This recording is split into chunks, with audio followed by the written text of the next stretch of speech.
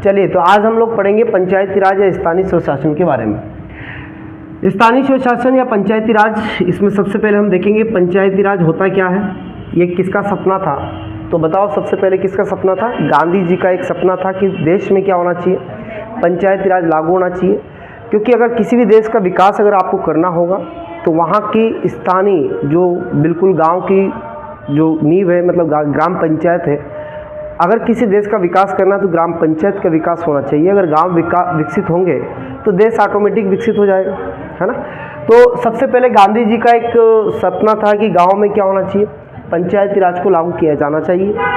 तो सबसे पहले हम बात करेंगे कि पंचायत होती क्या है, पंचायत शब्द का मतलब क्या होता है।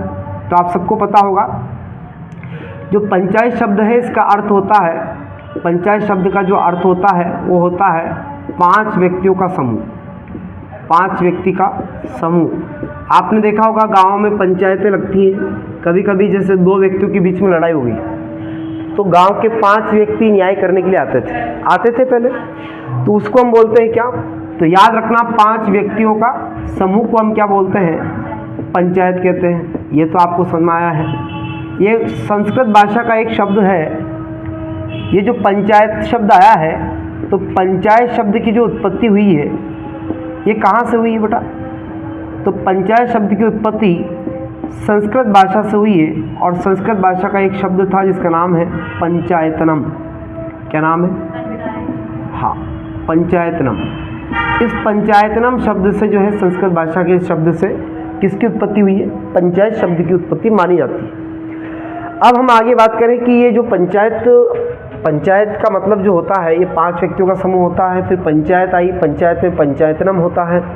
तो ये जो सिस्टम चल रहा है पूरा, ये किस वजह से चल रहा है, क्यों इसको लागू किया जाना चाहिए? तो ऐसा देखा गया है कि पहले क्या होता था कि केंद्र सरकार थी, मान लीजिए केंद्र सरकार बहुत दूर है, जैसे दिल्ली में अभी केंद्र सरकार हमारी, गाँव का विकास करवाना है, तो गाँव का विकास करवाने के लिए यहाँ से डायरेक्ट कनेक्टिविटी नहीं हो पाती है। गाँव में बैठा व्यक्ति केंद्र से कैसे जुड़े, और केंद्र में बैठा व्यक्ति गांव से कैसे जुड़े और यहाँ की सूचनाओं कैसे प्राप्त करें। तो इसके लिए डेवलपमेंट हो पाना, गांव का डेवलपमेंट होना और केंद्र से करना, ये बहुत मुश्किल का काम है, डायरेक्टली नहीं होता है। तो सबसे मेन बात यही है कि गांव का अगर डेवलपमेंट करना है तो उसके लिए गांव के स्तर में आपको सुधार करना पड़ेगा। एक मिनट,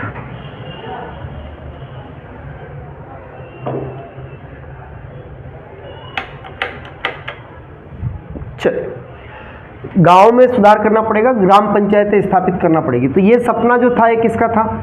तो पंचायती राज को लागू करवाना, पंचायती राज को लागू करवाना ये किसका सपना था बेटा? याद रखना, सपना था गांधी जी का। किसका सपना था? गांधी जी। अब हम बात करें, आपको आगे बताएं कि तो गांधी जी का सपना तो था, लेकिन हमारे देश में अभी अंग्रेजों का शासन चल रहा था, जैसे तैसे अंग्रेज गए, उसके बाद नेहरू जी प्रधानमंत्री बनते हैं। लेकिन अगर हम पुराने समय में जाए और थोड़ा सा और प्राचीन काल में, तो एक काल था जिसका नाम था चोल काल। कौन सा काल था? इस चोल काल में सबसे ज़्यादा हमें खुद देखने को मिला क्या? पंचायत राज में सुधार। तो चोल काल में पंचायत राज का सर्वाधिक विकास हुआ है, पंचायत राज का सर्वाधिक क्या हुआ है? विकास हमें देखने को मिला था। ये आपको थोड़ा सा ये महत्वपूर्ण बिंदु है जो हमें याद रखना है। पंचायत शब्द का अर्थ 5 व्यक्तियों का समूह होता है। पंचायत शब्द संस्कृत भाषा के पंचायतनम से आया है। पंचायती राज लागू करने का सपना किसका था? गांधी जी का था। और ये सपना सपना ही रह जाता अगर नेहरू जी प्रधानमंत्री नहीं बनते शायद, क्योंकि नेहरू जी का एक मेन सपना बन गया था गांधी जी के सपने को पूरा करना। क्योंकि नेहरू जी जब प्रधानमंत्री बने थे तो उनको ये समझ में नहीं आ रहा कि मैं विकास करूँ तो किसका करूँ, काम किसके लिए करूँ। तो उनको लगा, वो बहुत परेशान रहते थे। तब उनका सहयोग दिया था उन्हीं के मित्र बलवंत राय मेहता जी ने, और उन्होंने बलवंत राय मेहता कमेटी बनाई थी बाद में। तो पंचायत राज लागू करने का सपना गांधी जी का था और इसे पूरा नेहरू जी ने किया था। चोल काल में पंचायत राज का विकास सर्वाधिक देखने को हमको मिला था। चलिए अब हम आगे बढ़ते हैं, और आगे बढ़ते हुए ये बात करते हैं कि जो पंचायती राज लागू किया गया था, पंचायती राज जो लागू किया गया था उससे पहले एक घटना होती है। घटना ये थी कि पंचायती राज लागू तो करें, लेकिन कैसा वाला करें। तो दो तरह की चीज़ें होती थी उस समय। सत्ता कैसी हो, मतलब कैसी सत्ता रहनी चाहिए। सत्ता जो जैसे सरकार जिसे हम बोल सकते हैं, वो किस तरह की होनी चाहिए। दो तरह की सरकारें होती हैं। एक होती है केंद्रीकरण सरकार, जिसे हम सेंट्रलाइजेशन बोलते हैं, केंद्रीकरण। दूसरी होती है विकेंद्रीकरण, डिसेंट्रलाइजेशन। दो प्रकार की सत्ताएं होती हैं। केंद्रीकरण का मतलब ये होता है सेंट्रलाइजेशन, इसको हम बोलते हैं इंग्लिश में, और इसमें डिसेंट्रलाइजेशन हो जाएगा, है ना। अब भाई देखो, अगर कोई भी साम्राज्य है, मान लीजिए अगर पूरे साम्राज्य की शक्ति केवल एक व्यक्ति के पास रहे या केंद्र में रहे, मतलब उसके सेंटर में रहे, तो इसको हम बोलते हैं केंद्रीकरण की पावर। इसे क्या बोलते हैं, सारी शक्ति एक जगह होना, उसे केंद्रीकरण कहते हैं। और शक्तियों को बांट देना क्या कहलाता है। जैसे मान लीजिए एक पावर है और सारे इसके अधीन चल रहे हैं, मतलब तो इसे हम क्या बोलेंगे, केंद्रीकरण बोलते हैं। और जब सत्ता को बांट दिया जाता है, थोड़ी सत्ता सब में बांट दी जाती है, थोड़ी यहाँ, थोड़ी यहाँ, फिर थोड़ी यहाँ, थोड़ी यहाँ, थोड़ी जिला ग्राम पंचायत में, थोड़ा जिला पंचायत में, फिर राज्य पंचायत, फिर केंद्र के पास। ऐसे जब सत्ता बढ़ जाती है तो सत्ता का ये बंटना विकेंद्रीकरण कहलाता है। थोड़ी थोड़ी पावर सबको दे देना। आपने देखा होगा बहुत सारी जगह ग्राम पंचायत में जो सरपंच होते हैं, इनके ऊपर जनपद पंचायत होती है, जनपद पंचायत के ऊपर जिला पंचायत होती है, जिला पंचायत के ऊपर भी राज्य बैठा है ना, पूरा डिपार्टमेंट राज्य संभालता है। फिर तो कहीं ना कहीं शक्तियों का क्या है, बंटवारा है, सभी जगह बंटवारा है। तो ये शक्तियों का बंटवारा मतलब क्या कहलाता है। तो यहाँ नीचे लिख सकते हैं, पूरी शक्ति एक के पास, पूरी शक्ति क्या होती है, किसी एक व्यक्ति के पास होती है। नहीं कि पूरी शक्ति कहाँ होती है, केंद्र में अगर होती है तो उसे हम क्या बोलते हैं, सेंट्रलाइजेशन कहते हैं। और अगर शक्ति को बांट दिया जाए, जगह जगह थोड़ा थोड़ा दे दिया जाए, शक्तियों का बंटवारा अगर हम कर देते हैं, तो याद रखना उसे हम क्या बोलते हैं, उसे हम बोलते हैं डिसेंट्रलाइजेशन। क्या बोलते हैं उसको, डिसेंट्रलाइजेशन कहते हैं। क्या समझ में आया आप लोग, है ना। तो ये सत्ता का बंटवारा प्रश्न आया है ये भी एग्जाम में कि भारत में कैसी व्यवस्था है। अगर हमारे राज्य में देखें तो कैसी व्यवस्था है हमारे पंचायती राज की, तो उत्तर ये होगा कि हमारे यहाँ पर विकेंद्रीकरण वाली व्यवस्था है, ताकि हमारे यहाँ की जो शक्ति है, पावर है, उसको बांटा गया है। एक केंद्र में हमारे पास पावर नहीं है। आज हमारे पास हर तहसील लेवल पर पावर है, केंद्र में तो पावर है ही है, राज्य के पास है, राज्य से जिले के पास है, फिर वहाँ से जनपद के पास है, फिर पंचायत के पास है।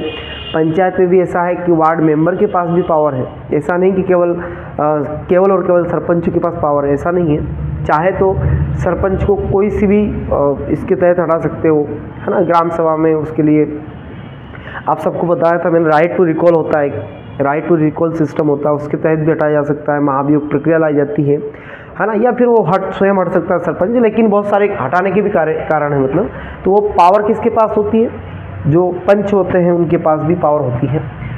चलिए, तो ये तो था अपना कुछ बेसिक इन्फॉर्मेशन जो मैंने आपको बताई है। तो आज हम बेसिकली रिवीजन कर रहे हैं। ये वीडियो आपके लिए रिवीजन के लिए बहुत लाभदायक होगा। आपको सिर्फ और सिर्फ रिवीजन के लिए ही मैं आपको ये वीडियो बना रहा हूँ, और ताकि सभी बच्चों जो भी पढ़ने वाले हैं सबका इसमें फ़ायदा हो सके। चलिए, अब हम आगे बढ़ते हैं थोड़ा सा और पंचायती राज के बारे में। इसके बाद हमने देखा है तो तीन तरीके से हमने देखा था कि तीन काल में इसका विकास हमें देखने को मिला था।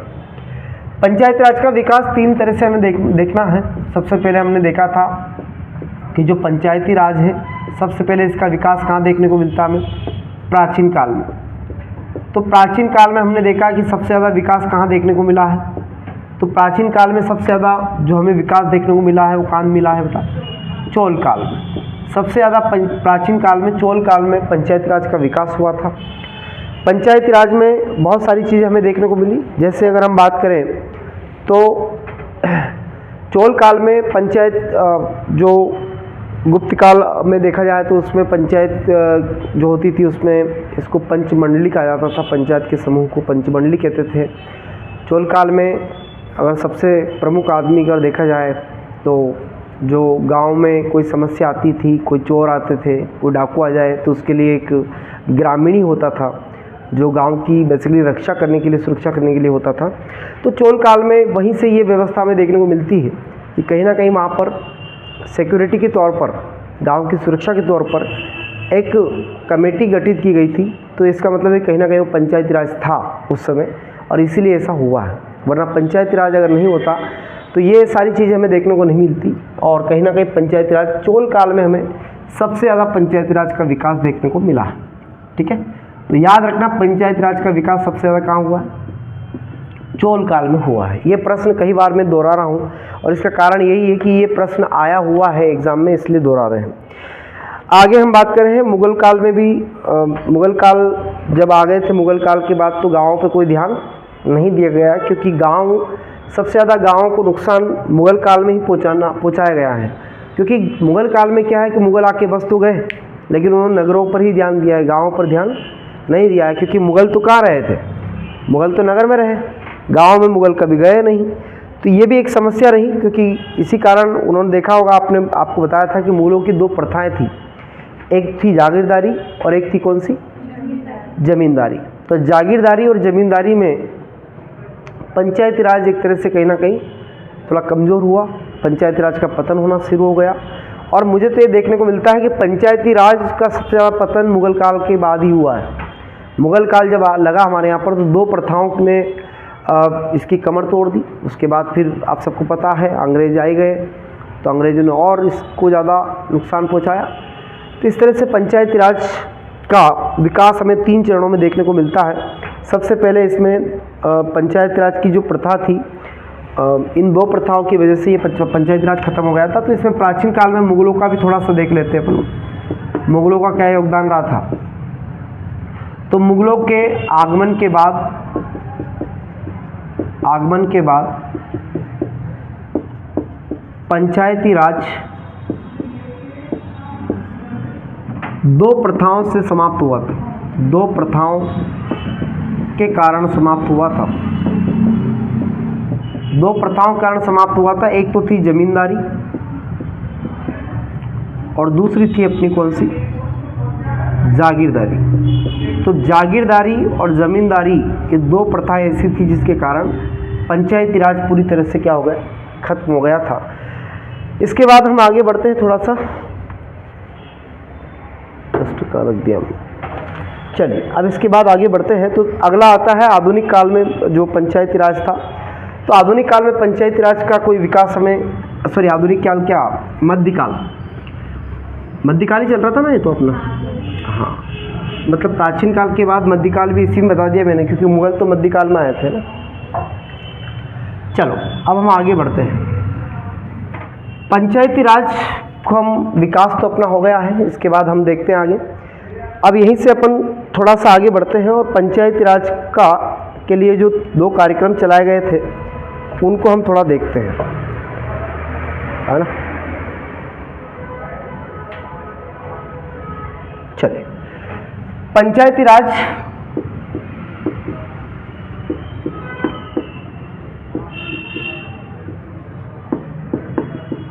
को संविधान के किस भाग में जोड़ा गया है? बताइए आप लोग। हाँ, पंचायती राज को जो है संविधान के किस भाग में जोड़ा गया है? भाग तो 9 है। कौन सा है? याद रखना, पंचायती राज को संविधान के भाग 9 में जोड़ा गया है। इसके लिए आर्टिकल्स तैयार किए गए, आर्टिकल बनाए गए। आप मुझे बताइए कहाँ से कहाँ तक अनुच्छेद चलता है? तो आर्टिकल नंबर 243 से लेकर 243 ओ तक आपका पंचायती राज चलता है। समझ में आया सभी को? भाग 9 है, भाग 9 में आर्टिकल 243 से लेकर 243 ओ तक आपका पंचायती राज चलता है। फिर इसके बाद हम बात करें तो अनुसूचियाँ कितनी हैं? तो याद रखना, पंचायती राज जब जोड़ा गया था तब इसमें अनुसूची जो नंबर 11 है उसमें पंचायती राज का उल्लेख किया गया है। इसमें ये कहा गया है कि पंचायतों को 29 प्रकार के कार्य सौंपे जाएंगे, ये बात इसमें कही गई। तो पंचायतों को कितने काम दिए गए? 29 प्रकार के कार्य जो है इसको पंचायतों को दिए गए और कहा गया कि पंचायत को निम्नलिखित जो है काम 29 प्रकार के जो काम हैं वो करने होंगे, जिसमें आपको मैंने बताए भी थे बहुत सारे काम हैं, जैसे कृषि है, कृषि के साथ साथ गांव में लाइब्रेरी खोलना है ना, स्ट्रीट लाइट लगवाना है गांव में, वरना वृक्षारोपण करवाना है, बहुत सारे काम हैं, बहुत सारे, मतलब ऐसे करके 29 काम हैं, जिसमें से मुश्किल से 1-2 काम होते हमने देखे हैं, जिसमें सड़क और पुलिया वाला जो काम है वो भी उसमें शामिल है, तो वो हमने देखा है। बाकी काम तो मुश्किल ही हमने देखा होगा कि ग्राम, हाँ कुछ कुछ पंचायत में ऐसा होता है, पर अधिकांशतः पंचायत में ऐसा नहीं होता है कि सारे काम करवा दे सरपंच। तो ये अपन को इसमें जोड़ा गया है भाग, यानी कि पंचायती राज के लिए ये भाग जोड़ा गया, भाग 9, अनुच्छेद 243 से लेकर 243 तक हमें पढ़ना रहेगा। अनुसूची 11वीं अनुसूची है और 11वीं अनुसूची में 29 प्रकार के जो कार्य हैं वो पंचायती राज को या पंचायतों को सौंपे गए हैं। क्लियर है यहाँ तक? इसके बाद हम डायरेक्ट आगे बढ़ते हैं और यहाँ से पंचायती राज का अब एक नया सेशन चालू होता है कि भारत में अब बात पहुँच गई कहाँ पर, 1950 के आसपास। 1950 मतलब संविधान लागू होने के बाद हमारे यहाँ पर उस समय प्रधानमंत्री आप सबको थे, पता है कौन है, नेहरू जी उस समय हमारे प्रधानमंत्री थे देश के। तो नेहरू जी ने गांव के अब प्रधानमंत्री बन गए नेहरू जी, तो नेहरू जी ने गांव के विकास के लिए, गांधी जी के सपने को पूरा करने के लिए एक कार्यक्रम चलाया। इस कार्यक्रम का नाम था, क्या नाम था बेटा? इस कार्यक्रम का नाम था सामुदायिक विकास कार्यक्रम। क्या नाम था? सामुदायिक विकास कार्यक्रम की शुरुआत होती है।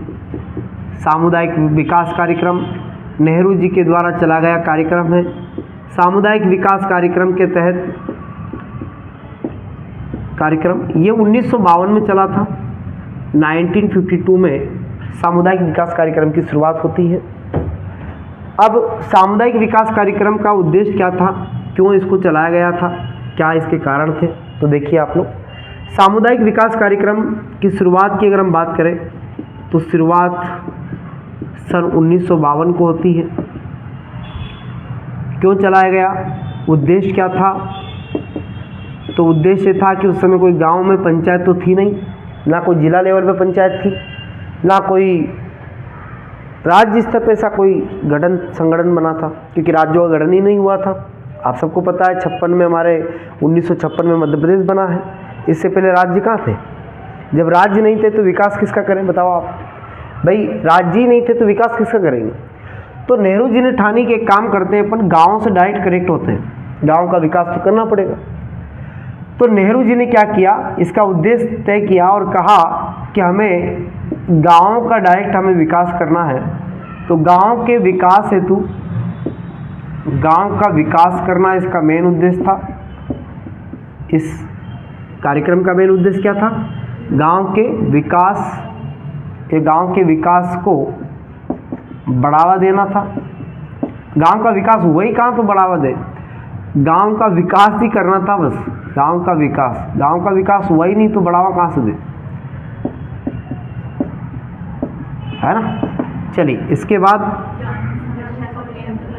कौन सी?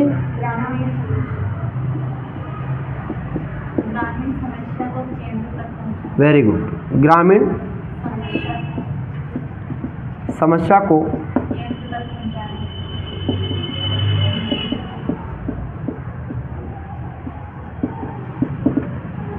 बहुत बढ़िया। तो ये 2 चीज़ें इसमें थी। सामुदायिक विकास कार्यक्रम में 2 चीज़ें आई सामने कि गांव का विकास करना था एक तो, और दूसरा क्या था, ग्रामीण समस्या को केंद्र तक पहुंचाना था। अब बेटा इसमें इन्होंने क्या किया, एक अधिकारी की नियुक्ति की। क्या की?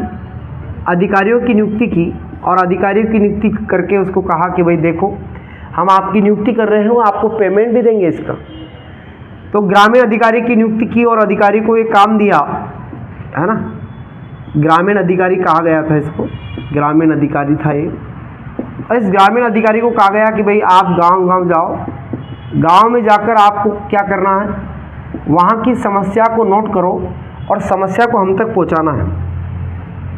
वहाँ की जो समस्या है उसको हमें हम तक पहुँचाना है, समस्या को हम तक पहुँचाना है। और 6 महीने के बाद हम समीक्षा बैठक लेंगे। 6 माह बाद वापस हम आपकी बैठक लेंगे। तो 6 माह के बाद जब नेहरू जी ने समस्या की बैठक ली, समीक्षा बैठक की, तो पता चला कि एक भी अधिकारी गांव गए ही नहीं, एक भी अधिकारी गांव नहीं गया और एक कार्यक्रम भी भ्रष्टाचार की भेंट चढ़ गया। इस तरह से भ्रष्टाचार हुआ और ये कार्यक्रम क्या हो गया, असफल हो गया, कार्यक्रम नहीं चल पाया। नेहरू जी फिर टेंशन में आ गए। उन्होंने सोचा कैसे इसका विकास करें, गाँव को कैसे आगे बढ़ाएं, हम क्या करें। तब इन्होंने हिम्मत रखी और एक कार्यक्रम फिर चलाया। अगले ही साल 1953 में ऐसा एक और कार्यक्रम चलाते हैं नेहरू जी, और कार्यक्रम का नाम बदल दिया इन्होंने, और कार्यक्रम का नाम बदल कर रख दिया राष्ट्रीय प्रसार कार्यक्रम। राष्ट्रीय प्रसार कार्यक्रम चलाया इन्होंने, और राष्ट्रीय प्रसार कार्यक्रम जो था ये चला था सन 1953। राष्ट्रीय प्रसार कार्यक्रम 1953 को चलाया और इसका उद्देश्य भी सेम ऐसा ही था जैसा विकास कार्यक्रम का था। राष्ट्रीय विकास कार्यक्रम का जो उद्देश्य था वही उद्देश्य इस कार्यक्रम का भी था। 1 मिनट हम इसमें शायद डाल लेते हैं।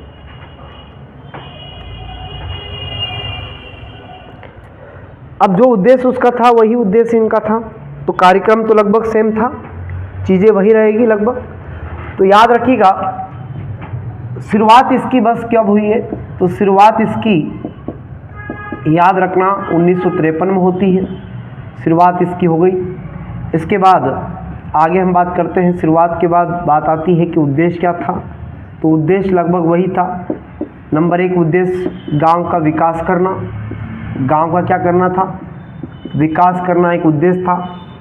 दूसरा उद्देश्य क्या था, जो गांव की समस्या है उसको कहाँ तक पहुँचाना, तो गांव की समस्या को केंद्र तक पहुँचाना। समस्या को कहाँ तक पहुँचाना था, केंद्र तक पहुँचाना था।